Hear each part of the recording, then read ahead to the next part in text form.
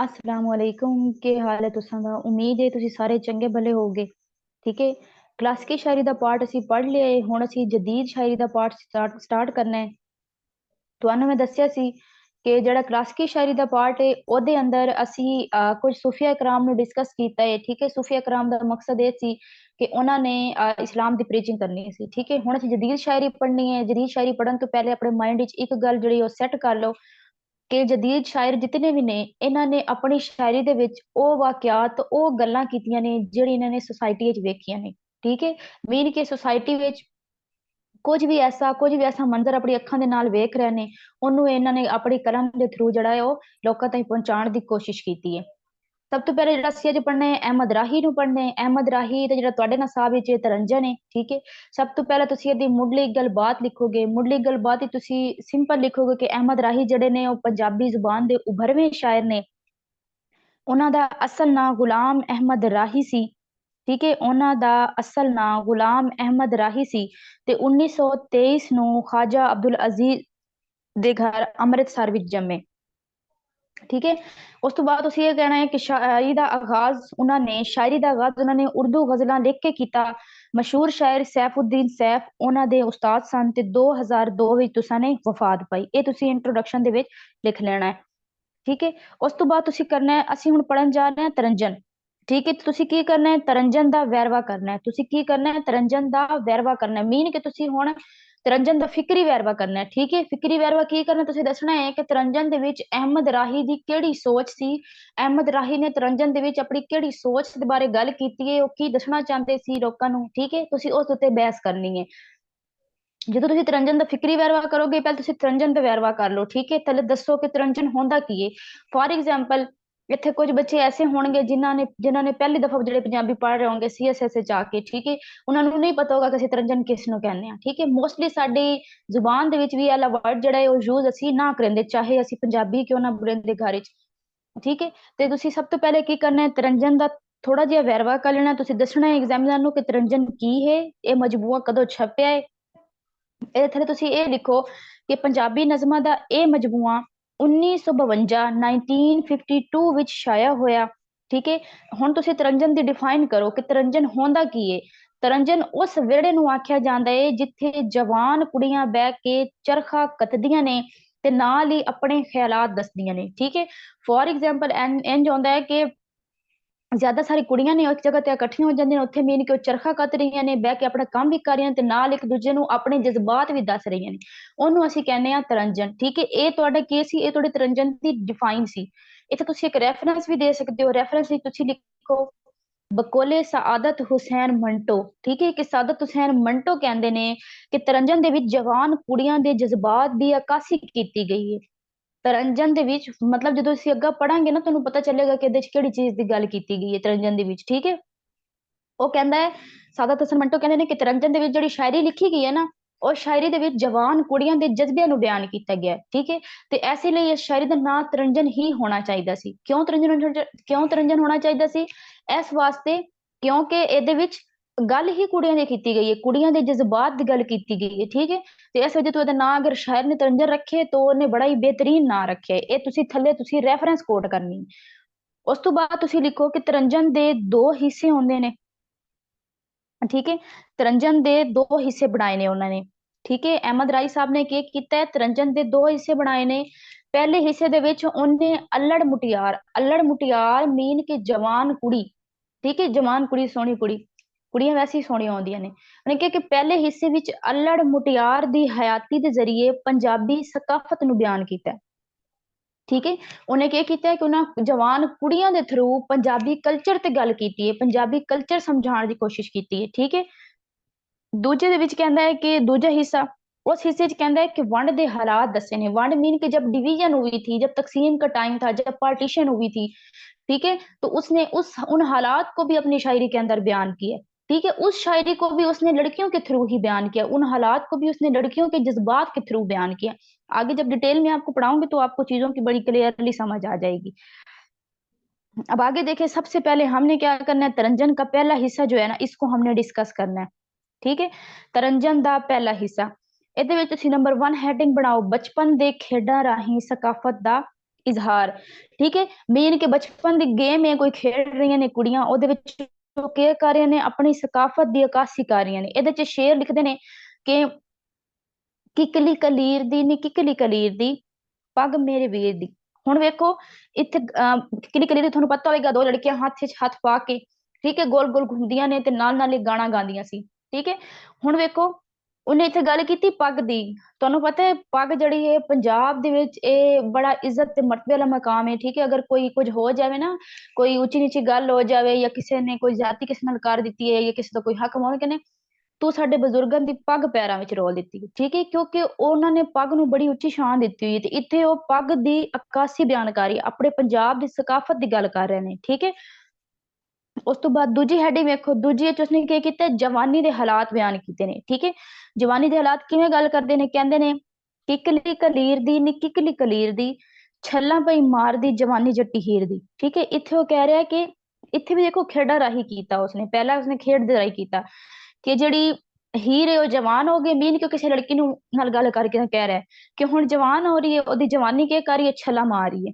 ਠੀਕ ਹੈ, ਉਸ ਤੋਂ ਬਾਅਦ ਇਹਦੇ ਥੋੜਾ ਤੁਸੀਂ ਇੱਕ ਹੋਰ ਸ਼ੇਰ ਵੀ ਲਿਖ ਸਕਦੇ ਹੋ, ਉਹਦੇ ਚੋਂ ਕਹਿੰਦੇ ਸੁਪਨੇ ਵਿੱਚ ਆ ਕੇ ਅੜਿਓਨੀ, ਸੁਪਨੇ ਮੀਨ सपने, ठीक है, ख्वाब, सुपने विच आके अड़ियोनी कोई शर्मा दे गुंड खोल गया मेरा नरम कलेजा डोल गया। अब इसमें वो कह रहा है कि एक लड़की जो है वो कह रही है कि मेरे ख्वाब में कोई आया है, ठीक है, और मैं शर्माती थी और वो मेरे शर्माने का मेरा जो घुंड है, ठीक है, घुंड मीन के जो उन्होंने फेस छुपाया हुआ होता है, ठीक है, उसको उठा गया है, मेरे जो शर्म था उसको खत्म कर दिया है, और मेरा जो नरम सा कलेजा था, नरम सा दिल था, उसको क्या किया उसने, वो डोल गया है। ठीक है, तो इसमें वो अब जवानी के हालात बनकर है कि जब जवानी आती है ना, चाहे वो लड़की हो चाहे लड़का हो, तो उनके अंदर किस तरह की फीलिंग्स, किस तरह के जज्बात उनके अंदर उभरते हैं, वो उस चीज की बात कर रहा है यहाँ पर। ठीक है, अब आगे चलें। ਉਸ ਤੋਂ ਬਾਅਦ ਉਹ ਕਹਿੰਦੇ ਵਿਛੋੜੇ ਦਾ ਅਹਿਸਾਸ। ਠੀਕ ਹੈ, ਉਹਨੇ ਵਿਛੋੜੇ ਦੀ ਗੱਲ ਕੀਤੀ, ਵਿਛੋੜੇ ਚ ਕਹਿੰਦਾ ਹੈ ਜੇ ਤੂੰ ਛੱਡ ਕੇ ਟੁਰ ਜਾਣਾ ਸੀ, ਜੇ ਤੂੰ ਛੱਡ ਕੇ ਟੁਰ ਜਾਣਾ ਸੀ ਪਿਆਰ ਦੀ ਖੇਡ ਰਚਾਈ ਕਿਉਂ, ਦੇਖ ਕੇ ਕੋਲਜ ਫਿਰ ਜਾਣਾ ਸੀ ਦਿਲ ਦੀ ਬਾਜ਼ੀ ਲਾਈ ਕਿਉਂ।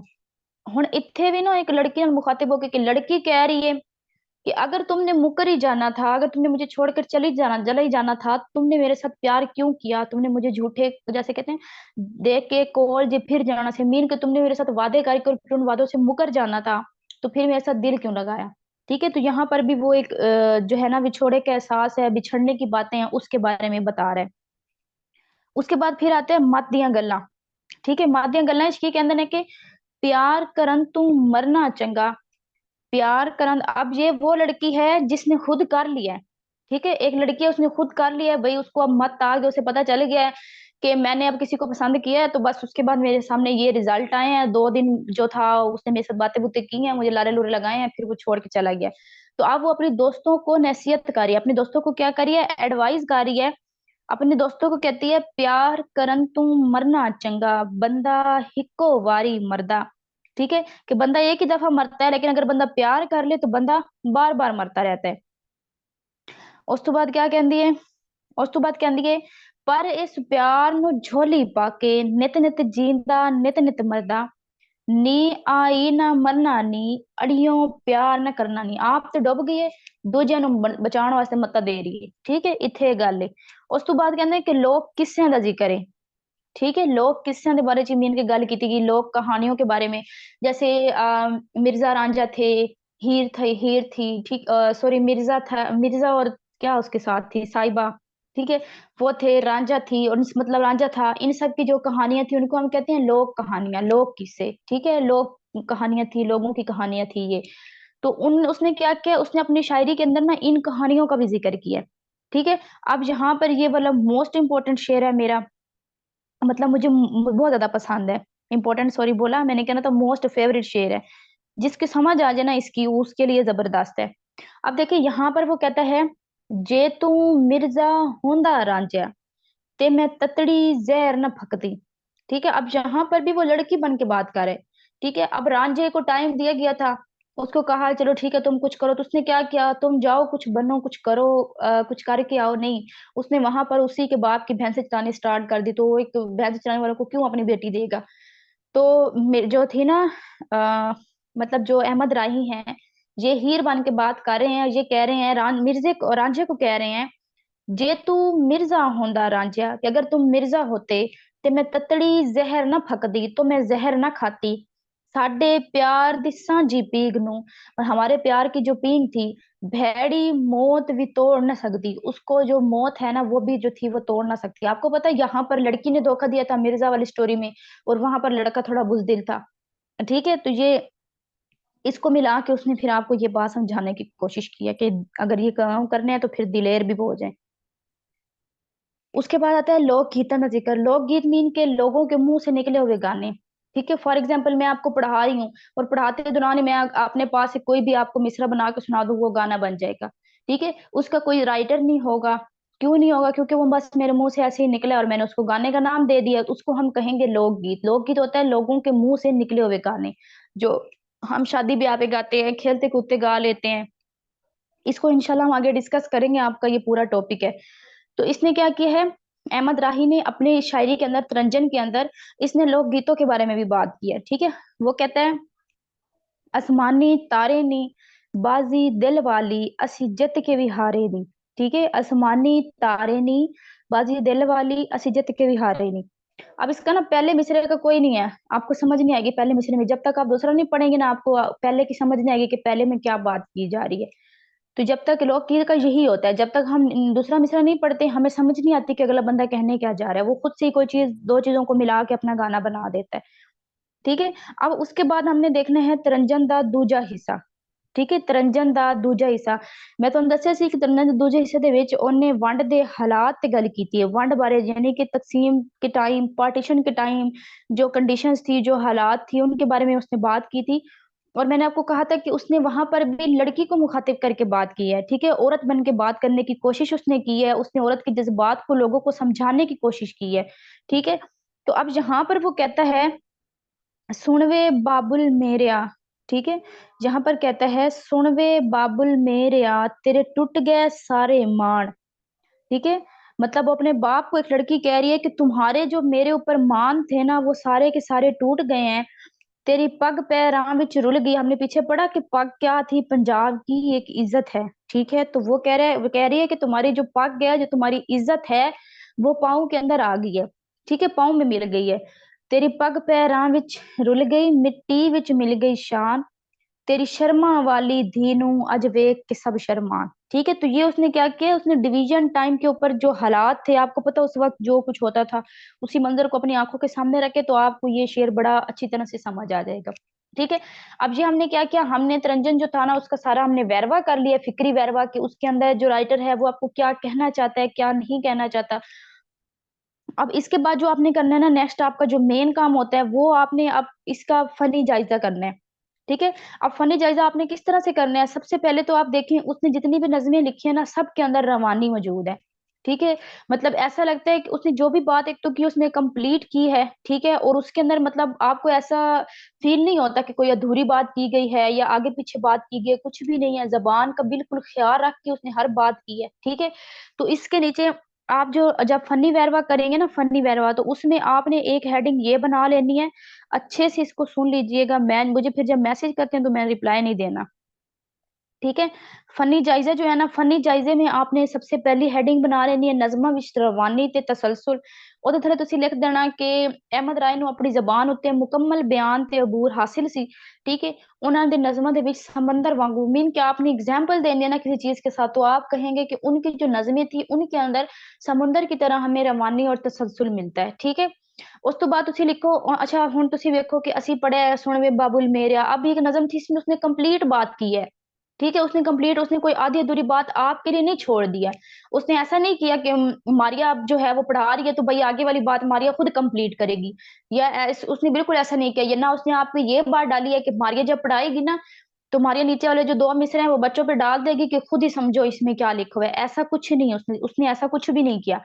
उसने क्या किया, उसने आपको जो भी बात बताई है, उसने आपको कंप्लीट बताई है। पहला उसने पग वाला बताया, तो उसने कंप्लीट आपको बताया है पग वाला। ठीक है, यहाँ पर उसने बताया तो उसने आपको डिवीजन की कंप्लीट बात बताई है कि उसके टाइम क्या होता है। तो इसका मतलब है कि जब आप क्रिटिकल एनालिसिस करेंगे, तो क्रिटिकल एनालिसिस में आपकी एक हेडिंग ये भी बनेगी कि हर नज़म एक मुकम्मल इकाई है। हर नज़म एक मुकम्मल इकाई है। इधर तुम लिखो, अहमद राही दी हर नज़म का एक वखरा मजमून है। अब हमने जितनी भी यहाँ पर पढ़ी है ना, अगर आप सबको देखें तो हर एक के अंदर उसने अलग बात की है। कि कहीं पर उसने जवानी की बात की है, कहीं पर उसने सकाफत की बात की है, कहीं पर उसने लोक कहानियों की बात की है, कहीं पर उसने लोक गीतों की बात की है। ठीक है। तो मतलब क्या है कि हर पोएम के अंदर, हर शेर के अंदर वो एक अलग टॉपिक पे बात कर रहा है, और जो भी बात कर रहा है उसको फिर वो कंप्लीट भी कर रहा है। वो कंप्लीट करके आपको दे रहा है, आपके ऊपर नहीं छोड़ रहा उस चीज को। ठीक है। तो आप फिर यहाँ पर ये भी लिखेंगे कि हर नज़म जड़ी है वो मुकम्मल इकाई है। और उस तो बाद उसे लिखो, कलाम दिया सिफता भी ਇਹਦੇ ਚ खूबी बनाओ। ठीक है। फनी जायजा ਦੇ ਵਿੱਚ कलाम की जो सिफतें हैं, अब कलाम की सिफतें क्या हैं? सबसे पहले मुझे जो लग रही है वो ये है कि अहमद राही ने ना हालात का बड़ा गहरा मुशाहिदा किया है। ठीक है। कैसे उसने गहरा मुशाहिदा किया है?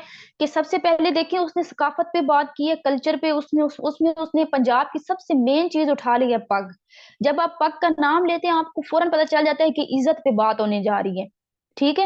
तो यहाँ पर एक चीज उसने ये ली है। दूसरा, जब उसने जवानी की बात की तो उसने बड़ा क्लियरली उसको एक्सप्लेन किया है, बड़ा डेप्थ में गया है। वो उसने बताया कि किस तरह से जो जवान कुड़ियां और मुंडे होते हैं, उनके किस तरह से जज्बात जो हैं वो उभर के सामने आते हैं। उसने उसको बयान किया खुल के आपके सामने। ठीक है।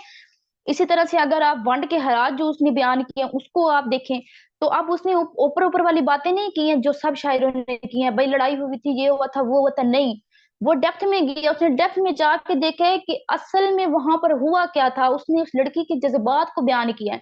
तो आप सिंपल लिखें यहाँ पर फनी जैसे में कि हालात दा डूंगा मुशाहिदा। ठीक है। कि अहमद राही ने हालात दा डूंगा मुशाहिदा भी किया है। उस तो बाद उसे लिखो कि आम लोकां दे दुख दर्दां दा इज़हार। ਹੁਣ ਇਹਦੇ ਵਿੱਚ ਸਾਰੇ ਮਤਲਬ ਉਹਨੇ ਕੋਈ ਵੱਡਿਆਂ ਦੀ ਗੱਲ ਨਹੀਂ ਕੀਤੀ, ਵੱਡਿਆਂ ਦੀ। ਉਹਨਾਂ ਨੇ ਉਹਨਾਂ ਲੋਕਾਂ ਦੀ ਗੱਲ ਕੀਤੀ ਜਿਹੜੇ ਆਮ ਲੋਕ ਸੀ, ਉਹਨਾਂ ਦੇ ਦੁੱਖ ਦਰਦ ਤੇ ਗੱਲ ਕੀਤੀ। ਠੀਕ ਹੈ। ਪੱਗ ਦੀ ਗੱਲ ਕਰ ਦਿੱਤੀ। ਹੁਣ ਪੱਗ ਕੋਈ ਵੱਡਾ ਜਾਗੀਰਦਾਰ ਬੰਦਾ ਨਾ, ਤੇ ਉਸ ਦੇ ਬਾਰੇ 'ਚ ਉਹਨੇ ਗੱਲ ਨਹੀਂ ਕੀਤੀ। ਉਹਨੇ ਕੀਤੀ ਆਮ ਬੰਦਿਆਂ ਦੇ ਬਾਰੇ 'ਚ, ਮੈਂ ਦੇ ਬਾਰੇ 'ਚ, ਤੁਸਾਂ ਦੇ ਬਾਰੇ 'ਚ। ਠੀਕ ਹੈ। ਆਮ ਲੋਕਾਂ ਦੇ ਬਾਰੇ 'ਚ ਇਹ ਲਿਖੋ। ਉਸ ਤੋਂ ਬਾਅਦ ਲਿਖੋ ਪੰਜਾਬੀ ਤਸ਼ਬੀਹਾਂ ਤੇ ਇਸਤਾਰਿਆਂ ਦਾ ਵਰਤਾਓ। ਠੀਕ ਹੈ। ਉਹਨੇ ਆਪਣੀ ਗੱਲ ਨੂੰ ਸਮਝਾਉਣ ਵਾਸਤੇ, ਜੈਸੇ ਉਸਨੇ ਉੱਪਰ ਲਿਖਿਆ आसमानी तारे ने कजले दी धारिया। ठीक है। इस तरह से लिख दें जैसे ये तेरी पग पैरां विच रुल गई, मिट्टी विच मिल गई शान। मतलब शान को मिट्टी से मिला दिया। इस तरह से करके उसने सारा एक एक चीज आपको समझाने के लिए बड़ी क्लियरली उसने दूसरी चीजों के साथ तशबीह देके, ताकि बच्चे को, मतलब बच्चे को या जिसको भी वो अपनी बात समझाना चाह रहे हैं ना, उसको अच्छी तरह से उसकी बात समझ आए। ठीक है। और लास्ट पे फिर आपने इसको कंक्लूड कर देना है। कंक्लूजन के अंदर आपको पता है कि आप जितना भी पीछे पढ़ के आए हैं ना, उस सारे को आपने समराइज करके हाफ पेज का उसका कंक्लूजन बना देना है। ठीक है। ये जो है ना जदीद शायर, थोड़े से अजीब से हैं। अजीब नहीं है वैसे, इजी हैं, इंटरेस्टिंग है। अगर आप लोग इंटरेस्ट लेके पढ़ेंगे तो आपको ये इजी लगेंगे, अगर नहीं लेंगे तो फिर तो जहरी बात है, मुश्किल ही लगनी है। बाकी फिलहाल आज के लिए इतना ही था। अगर आपको किसी चीज की समझ नहीं आई तो आप पूछ सकते हैं। और वैसे ये जहमत आपको होती नहीं है पूछने वाली, क्योंकि आप लोगों को सिर्फ नोट्स चाहिए। क्योंकि मुझे अब मैसेज सिर्फ यही आ रहे हैं कि हमें बस लेक्चर्स की जरूरत नहीं है, हमें बस नोट्स चाहिए। तो देख लें, आपकी मर्जी। अगर आपने अब लेक्चर नहीं लेने, जस्ट आपको नोट्स चाहिए, नोट्स भी नहीं मिलेंगे और लेक्चर भी नहीं मिलेंगे। ये जदीद शायरी वाला हमारा जो है ये लास्ट पार्ट है। अपना ख्याल रखिएगा, दुआओं में याद रखिएगा। अल्लाह हाफिज।